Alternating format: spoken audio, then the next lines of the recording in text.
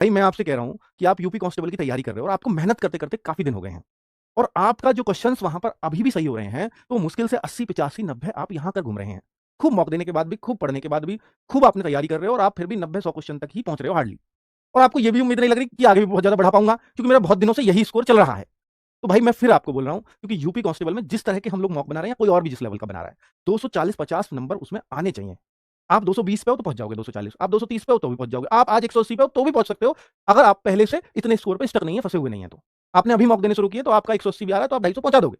लेकिन आप बहुत दिनों से मॉक दे रहे हो, मेरी बात समझना, और फिर भी यहीं फंसे हुए हो, पूरा सिलेबस भी पढ़ लिया फिर भी मॉक में स्कोर नहीं बढ़ रहा है। तो फिर आपको यूपी होमगार्ड पर कम से कम तब तक फोकस कर देना चाहिए जब तक यूपी होमगार्ड का पेपर खत्म ना हो जाए। और फिर जो बाद के 2 महीने बचेंगे या जो भी टाइम बचेगा, 40 45 दिन या होमगार्ड के बाद, तब आप यूपी कांस्टेबल की तैयारी मन लगा के और कर लेना। और कम से कम जब जीएस यहाँ पढ़ ली होगी तो वहां जीएस भी नहीं पढ़नी उन 45 दिनों में। फिर आप होमगार्ड और यूपी कांस्टेबल के बीच के टाइम की बात करूं, उस टाइम आप अपने मैथ रीजनिंग और उसको थोड़ा सा ज्यादा फोकस कर लेना। हिंदी कोई बहुत बड़ी बात होती नहीं है।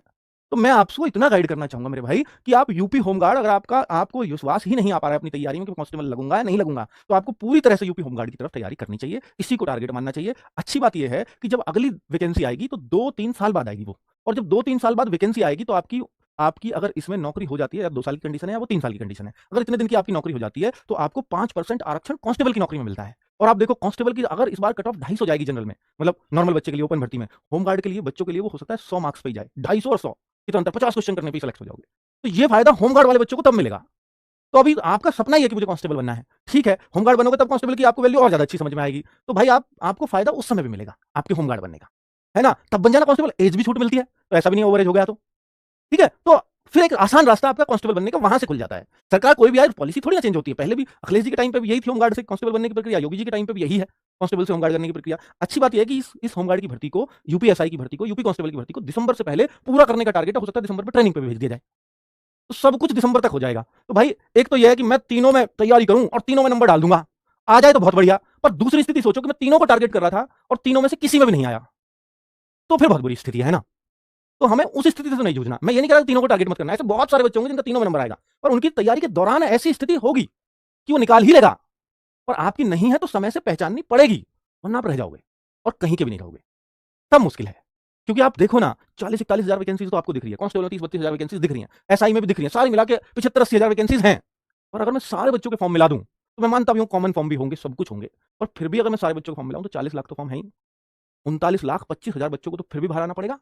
नौकरी 75 हजार कोई तो मिलेगी, तो मेजोरिटी किस बच्चे की जो बाहर बैठेगा, जिसको कोई सी भी नहीं मिलेगी, वो 39 लाख 25 हजार है। अब आप उन 75 हजार में एक होना चाहते हो, 29 लाख 25 हजार में, तो आपको डिसाइड करना पड़ेगा कि भाई मुझे अपनी स्ट्रेटजीज बदल देनी चाहिए। मुझे लगता है कि मैंने बहुत प्रयास करने के बाद भी कांस्टेबल लायक नहीं बन पा रहा हूं, तो फिर मुझे होमगार्ड की तरफ शिफ्ट होना चाहिए, या मेरा फोकस अगले 50 दिन केवल होमगार्ड होना चाहिए। ये आपको तय करना होगा, है ना। चलो, कितना स्कोर सेफ मानकर चलें। जैसे मैंने कांस्टेबल में बताया, अगर जैसे पेपर चल रहे हैं वैसे में 240 250 के आसपास आपको स्कोर करने ही पड़ेंगे कांस्टेबल में इस बार सिलेक्शन लेने के, क्योंकि नेगेटिव मार्किंग नहीं है और वैकेंसी 60 हजार से तो कम ही है, इस बार 32 हजार, है ना, आधी ही है। तो जब पिछली बार कट ऑफ 225 जा सकती है, तो इस बार नेगेटिव मार्किंग नहीं है, तो भाई 240 250 जाएगी अगर ऐसा पेपर आएगा तो। अब हम देखें कि कितना स्कोर सेफ मानकर चलें। तो भाई देखो, पहली बात तो मैं इसका भी आपको लास्ट में मैंने लिखा है मॉक एनालिसिस, उसके दौरान मैं आपको सेफ स्कोर बता सकता हूं, क्योंकि ऐसा नहीं है कि सारे पेपर एक ही लेके होते हैं।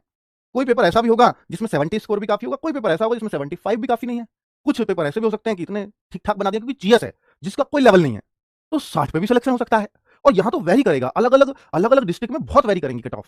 कोई 60 पे भी सिलेक्ट हो रहा है उसी पेपर में बच्चा, और उसी पेपर में 70 पे भी सिलेक्शन नहीं हो रहा, सेम ऐसा भी होगा इस बार तो, है ना। तो बहुत सारे वेरिएशन यूपी होमगार्ड में देखने को मिलेंगे, ठीक है। एग्जाम में ग्रेजुएट लोग, तो अभी इसमें कोई सेफ स्कोर मानकर जब मैं एनालिसिस कराऊंगा तो मैं उस पेपर के हिसाब से बताऊंगा कि इतना स्कोर इस पेपर में सेफ होना चाहिए, और इन डिस्ट्रिक्ट के लिए थोड़ा आसानी से हो जाएगा, इन डिस्ट्रिक्ट में थोड़े और नंबर 2 3 नंबर ज्यादा लेके चलो, तो ऐसे डिस्ट्रिक्ट भी आपको बताऊंगा। तो एनालिसिस मैं बीच बीच में इसका कराता रहूंगा। मैं रेगुलर एनालिसिस तो आपसे प्रॉमिस इसलिए नहीं कर सकता क्योंकि मैं एक वीक में यानी संडे में 2 ही एनालिसिस लिया करता हूं पहले से ही, और 2 से ज्यादा हो भी नहीं पाते ढंग से, सही पूछो तो वो अभी एसएससी जीडी और यूपी को एसआई के चल रहे हैं। तो एसएससी यूपीएसआई का पेपर हो जाएगा, उसके बाद मैं उसकी जगह पर शामिल कर दूंगा, और एसएससी जीडी का भी हो गया होता अब तक पेपर, तो मैं उसको भी खत्म करके हो सकता है होमगार्ड का लगा भी देता नंबर, पर वो एसएससी जीडी का पेपर हट गया तो एसएससी जीडी का मुझे कंटिन्यू करना पड़ेगा, है ना। तो ये बात है बस। तो एग्जाम में ग्रेजुएट लोग बैठेंगे तो क्या आसानी से सिलेक्शन हो पाएगा? भाई ग्रेजुएट लोग बैठेंगे, ग्रेजुएट लोग कांस्टेबल में बैठेंगे, ग्रेजुएट लोग होमगार्ड में बैठेंगे, लेकिन यूपीएसआई का जो तैयारी करने वाला बच्चा है वो बहुत कम बच्चा इस तरफ बैठेगा, जिसको बहुत ही जरूरत है नौकरी की, वो यूपी होमगार्ड में बैठेगा। फिर भी ग्रेजुएट लोग बैठेंगे, लेकिन फिर भी वो इस बात को प्रेफरेंस देगा कि मैं कांस्टेबल की तैयारी करूं।